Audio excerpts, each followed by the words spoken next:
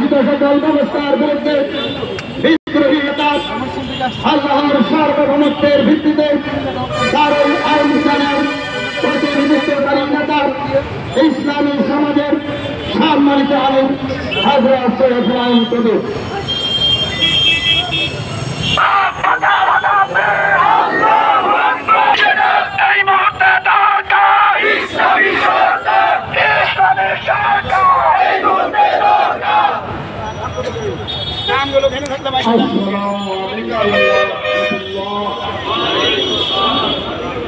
আমরা মহান রব সার্বভৌম ক্ষমতার একমাত্র মালিক আল্লাহর শুকরিয়া আদায় করি,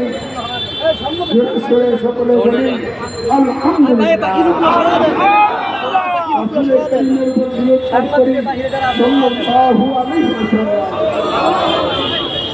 সম্মানিত ইসলাম প্রতিষ্ঠার আন্দোলনে, শান্তিপূর্ণ আন্দোলনে অগ্রগামী মুজাহিদ বন্ধুরা, দেশবাসী ভাই বোনেরা, প্রশাসনের সাথে সম্পৃক্ত দায়িত্বশীল বন্ধুরা এবং প্রিয় সাংবাদিক বন্ধুগণ, উপস্থিত অনুপস্থিত দেশবাসী, বিশ্ববাসী ভাই বোনেরা, আমরা মানুষ, আমাদের প্রয়োজন এবং কল্যাণের সমাজ এবং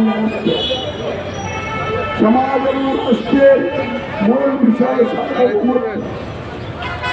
সার্বভৌমত্ব হচ্ছে সমাজের রাষ্ট্রের মালিকানা এবং আইন বিধান প্রণয়ন ও প্রয়োগের সর্বোচ্চ ক্ষমতা।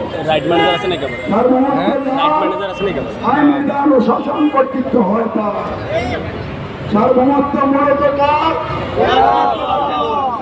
সার্বভৌমত্বের মালিক হইতে হলে, যে সার্বভৌমত্বের মালিক হবেন তাকে অবশ্যই চিরন্তন এবং চিরস্থায়ী হতে হবে।